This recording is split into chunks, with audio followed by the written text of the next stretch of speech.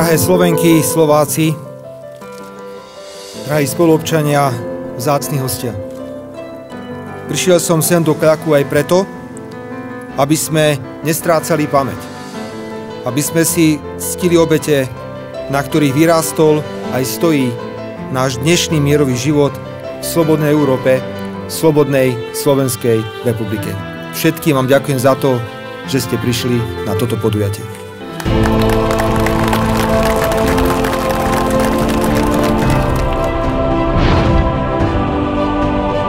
Chcem vám všetkým poďakovať. Chcem poďakovať predovšetkým organizátorom týchto podujatí.